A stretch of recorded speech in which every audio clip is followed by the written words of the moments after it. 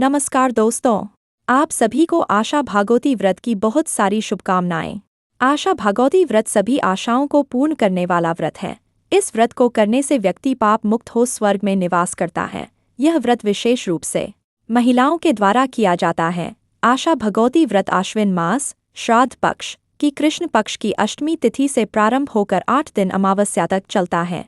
आशा भागवती व्रत पूजन विधि। आशा भागवती इस व्रत की पूजा की सामग्री पूजन करती हुई महिलाओं को पुरुषों लड़कों को नहीं दिखाना चाहिए। पूजा का स्थान ऐसे स्थान पर रखे जहां घर के पुरुष लड़के नहीं जावे। एक पाटा लेकर उस पर गोबर अथवा पीली मिट्टी से लीपकर 8 कोले कंगूरे बनाए। इन 8 कोनों पर 8-8 दूब 8-8 रुपए काजल मेहंदी रोली मोली एक फल सभी कोनों पर चढ़ावे। 8 कोनों पर दीपक जलावे। इस विधि को नित्य स्नानादि से निर्वत होकर शुद्ध वस्त्र धारण कर 8 दिन तक पूजन कर आशा भागवती व्रत कथा सुने।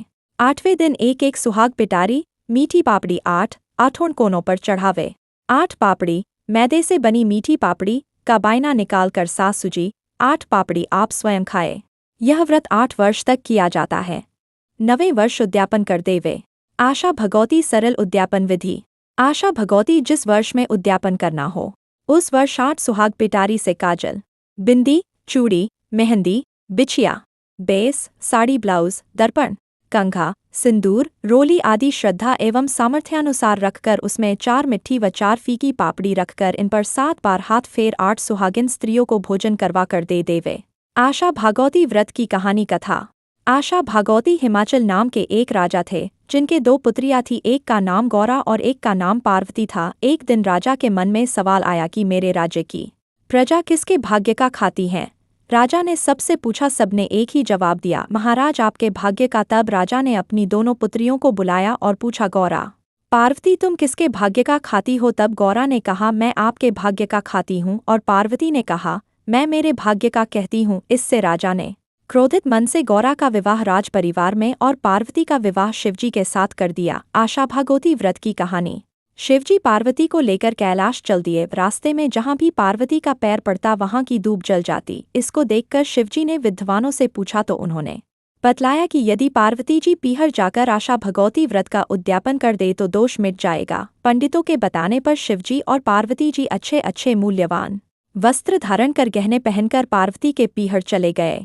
रास्ते में एक नगर आया जहां सब लोग उदास थे। पार्वती जी ने पूछा, इस नगर में इतनी शांति कैसे है।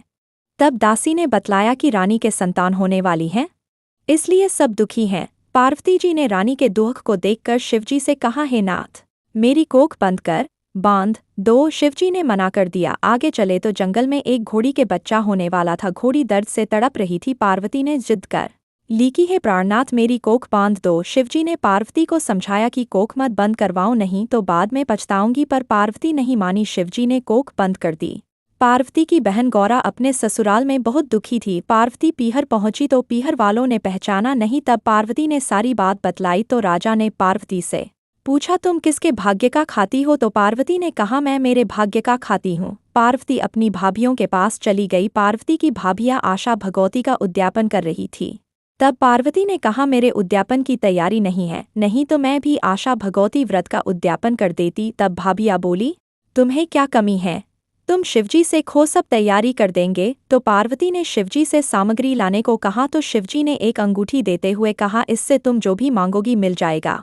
पार्वती जी ने उस मुद्रिका से सारी उद्यापन सामग्री मांग ली।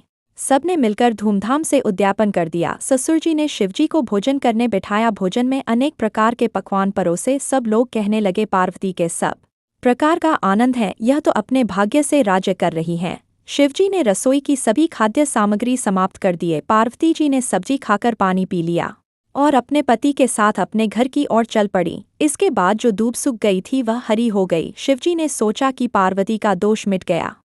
उसी नगरी में आए जहां रानी के पुत्र होने वाला था। रानी में थी वहां रानी कुआं पूजने जा रही थी। सब लोग नाच रहे थे। रानी को देख पार्वती ने कहा, स्वामी मेरी कोख खोल दो। शिवजी बोले, अब कैसे खोलूं। आगे चले घोड़ी अपने बच्चे को दुलार रही थी। घोड़ी को देख पार्वती ने हट पकड़ ली कि मेरी कोख खोल दो, नहीं तो मैं इसी जगह अपने प्राण त्याग दूंगी। पार्वती जी का हट देखकर शिवजी ने पार्वती ने उपटन से गणेश बनाया। पार्वती जी ने बहुत से नेकाचार किए और कुआं पूजा। पार्वती जी बोली कि मैं सुहाग बांटूंगी तो सब तरफ शोर मच गया कि पार्वती जी सुहाग बांट रही हैं, जिसको लेना है ले लो। सब दौड़ दौड़ कर सुहाग ले गई। इस प्रकार किसी को भी पार्वती जी ने निराश नहीं लौटाया। इस व्रत का उद्यापन कर दे, इससे अखंड सौभाग्य, सभी मनोकामनाएं पूर्ण हो जाती हैं।